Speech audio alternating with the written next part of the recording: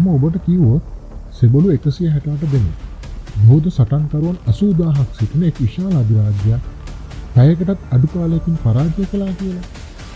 සැබෑ සටනක් නැති ඔබ විශ්වාස කරන්නේ නැහැ නේද? එහෙනම් අවසන් මොනතෙක් බලන්න මේ වීඩියෝ. 1532 වර්ෂයේදී ඇන්ඩීස් කඳුකරයේ සිදු වූ මෙම සිදුවීම නිසා දකුණු ඇමරිකාවේ බලවත්ම අධිරාජ්‍ය බිඳවැටුණා. අධිරාජ්‍යෙක් අත්අඩංගුවට පත් වුණා. සංස්කෘතියක් බිඳවැටුණා. ලෝක ඉතිහාසය සදාකාලිකව වෙනස් වුණා. මේ තමයි ස්පාඤ්ඤ ජාතික ෆ්‍රැන්සිස්කෝ පිසාරෝ කජමාර්කා හිදී ඉන්කා අධිරාජ්‍ය පරාජය කළ ඇත්තටම විස්මයජනක සත්‍ය කතාව. එවනම් පිළිගන්නවා ඔබ ටයිම්+ ලංකා YouTube channel එකට. දකුණු ඇමරිකාවේ ඇන්ඩීස් කඳුපන්තිය ආශ්‍රිතව පිහිටවලා තිබුණු ඉන්කා අධිරාජ්‍ය ඉතා බලසම්පන්න වුණත් සිදු වූයේ කිසිවෙකුත් නොසිතූ දෙයක්. රන් රිදී සහ ස්වාභාවික සම්පත් සොයමින් හදිසියේ ආපු එක් පුද්ගලයෙක් සහ සෙබළු 168ක් නිසා මේ සුරක්ෂිත පාලනය නොසිතූ අකරතැබ්බයකට මුහුණ දුන්නා. ෆ්‍රැන්සිස්කෝ පිසාරෝ තමයි ඒ අහඹුව පැමිණි ස්පාඤ්ඤ ජාතිකයා. ඊළඟට සිදු වුණු දේ මානව ඉතිහාසයේ ඉතාමත් විශ්වාස කිරීමට අසීරු සිදුවීමක් බවට පත් වුණා. 1500 දශකයේ ආරම්භයේදී ඉන්කා අධිරාජ්‍ය දකුණු ඇමරිකාවේ විශාල ප්‍රදේශයක් පාලනය කරමින් සිටියා. වර්තමානයේ පේරු, ඉක්වඩෝර්, බොලීවියා සහ චිලි දක්වා ඉන්කා අධිරාජ්‍යයේ බලය පැතිරී තිබුණා. එහි අගනුවර කුස්කෝ ලෙස තමයි හැඳින්වුවේ. විශාල ජනගහනයක්, උසස් මාර්ග පද්ධති, ගලින් කළ විශාල නගර, දසදහස් ගණනක සටන්කරුවන් සහිත හමුදාවක් ඉන්කා පාලනය සතුව තිබුණා. එම නිසා ඉන්කා අධිරාජ්‍ය දකුණු ඇමරිකාවේ ප්‍රබල ස්ථානයක සිටියා. ඔවුන්ගේ රාජ්‍ය ටාවන්ටින්සියෝ යන නාමයෙන් ප්‍රසිද්ධ වුණේ ප්‍රදේශ 4ක් එකතු වෙලා නිර්මාණය වූ රාජ්‍යයක් බැවින්. ඒ වගේම ඔවුන් සතු සංවිධාන ව්‍යුහය, රාජ්‍ය පාලනය මනා කළමනාකාරීත්වය මෙන්ම ඔවුන් සතු ශූර හමුදාවක් නිසා එකල හොඳම පාලනයක් ලෙස නම් දරා සිටියා. ආරක්ෂාව සම්බන්ධව ඉතා ශක්තිමත් යුද හමුදාවක්, ගම් නගර සම්බන්ධ කරන මහා මාර්ග ජාලයක් සහ පණිවුඩ ලබා දීමට වාස්කී නැමැති විශේෂ දූත පද්ධතියක් තිබුණා.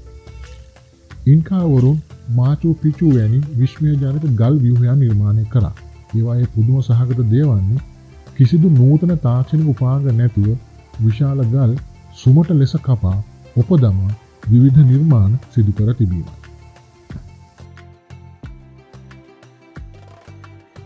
එමෙන්ම භෝග වගාව සාර්ථකව කඳු බෑවුම් වල සිදු කළ අතර මේ වගාවන් සඳහා අතිශය සාර්ථක ජල යෝජනා ක්‍රමයක් පවා භාවිතා කර තිබුණා. කිපු නම් ගැට දැමූ ලනු පද්ධතියක් භාවිතයෙන් තොරතුරු සටහන් කළා. ලිඛිත භාෂාවක් නොතිබුණත් මෙය ගණනීය කිරීම සහ වාර්තා තබා ගැනීම සඳහා යොදාගත්තා. සූර්යා ප්‍රධාන දෙවියා ලෙස ඉන්කා අධිරාජ්‍යයේ වන්දනාමාන කළ අතර ස්වභාව ධර්මයට ඔවුන් ගරු කරා. ඒ වගේම රජු සූර්ය පුත්‍රයෙක් ලෙස පිළිගත් නිසා රජවරුන්ට විශාල මහිමයක් සහ අධිකාරියක් තිබුණා. ඒ අනුව රජු යනු රාජ්‍යයේ නීති, සන්නද්ධ බලය, ආර්ථිකය, ආගම යන සියල්ලේම හිමිකාරයා ලෙස තමයි පිළිගත්තේ. මේ අවධිය වන විට ස්පාඤ්ඤ යටත් විජිතවාදීන් ලොව පුරා විවිධ රටවල් තමන්ගේ අනසකට යටත් කරගනිමින් සිටියා. ඒ වගේම එල් ඩොරාඩෝ කියන රන් නගරය පිළිබඳවත් ඔවුන් අසා තිබුණා. ඉන්කා අධිරාජ්‍යයේ අතිමහත් ධනය ගැනත් ඔවුන් දැනගෙන සිටියා. ෆ්‍රැන්සිස්කෝ පිසාරෝට අලුත් ප්‍රදේශ ජයගෙන ස්පාඤ්ඤ කොඩිය යටතට යටත් කරගන්න අවශ්‍ය වුණා. හර්නාන් කෝටේස් මෙක්සිකෝවේ ඇස්ටෙක් අධිරාජ්‍ය ජයගත් ආකාරය ඔහුට ආభాෂයක් වුණා. නමුත් පිසාරෝ මතු පිටින් ක්‍රිස්තියානි ආගම ප්‍රචාරය කිරීමට කියා ප්‍රකාශ කළත් ධනය සොයා ගැනීම තමයි ඔහුගේ ප්‍රධාන අරමුණ වුණේ.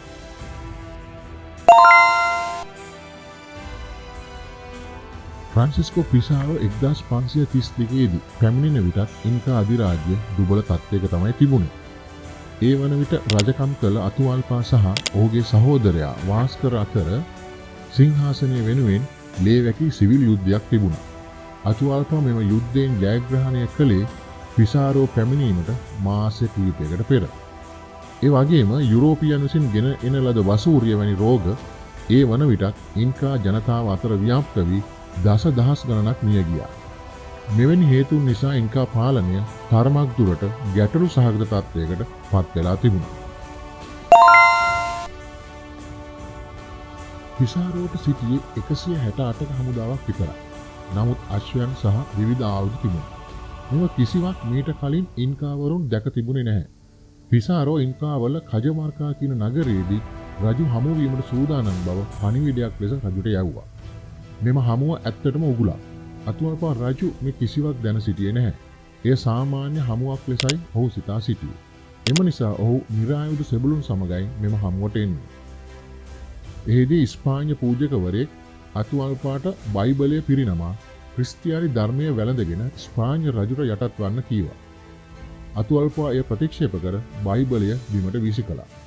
මෙය සංඥාවක් ලෙස භාවිතා කර සැඟවී සිටි ස්පාඤ්ඤ සෙබළුන් හදිසියෙම ප්‍රහාරයක් දියත් කළා. ඔවුන්ට තිබුණේ අශ්වයන්, වාහන ආයුධ, තුවක්කු සහ කාලතුවක්කු.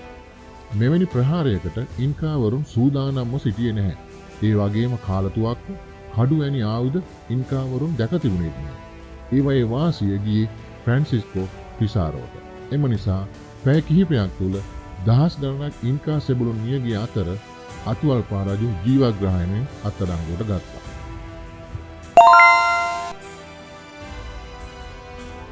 රජු නිදහස් කිරීම සඳහා පිසාරෝ විශාල කප්පමක් ඉල්ලා සිටියා. මේ ඉතිහාසයේ විශාලතම කප්පම ලෙසයි සැලකෙන්නේ. රජුගේ කාමරය රන් වලින් එක්වරක් පුරවා, රිදී වලින් දෙවරක් පුරවා තමන්ට ලබා දෙන ලෙස පිසාරෝ කියා සිටියා. මාස 8ක පමණ කාලයක් ඉන්කා අධිරාජ්‍ය පුරා තිබූ රන් සහ රිදී විවිධ විසිතුරු භාණ්ඩ රැස් කරමින් කප්පම සූදානම් කරා. නමුත් කප්පම ගෙව්වත් පිසාරෝව අතුවල්පා රජු මුදා හැරියේ නැහැ. ඔවුන් රජුට විවිධ චෝදනා ඉදිරිපත් කරලා 1533 ජුලි මාසයේදී ඔහුව මරා දැමුවා. අටුපල්ලාගේ මරණයෙන් පසු ඉන්කා අධිරාජ්‍ය සම්පූර්ණයෙන්ම බිඳ වැටුනේ නැහැ. නමුත් දැඩි ලෙස දුර්වල වුණා. ස්පාඤ්ඤයන් 1533 අගභාගයේදී කුස්කෝ අගනුවර සම්පූර්ණයෙන්ම අල්ලගත්තා. ඉන්කා ප්‍රතිරෝධය දශක කිහිපයක් පැවතුණා. අවසානයේ ස්පාඤ්ඤ යටත් විජිතය ස්ථාපිත වුණා. මෙම ඛේදජනක සිදුවීම මගින් දකුණු ඇමරිකාවේ විශිෂ්ටතම ශිෂ්ටාචාර වලින් එකක අවසානය සනිටුහන් වුණා.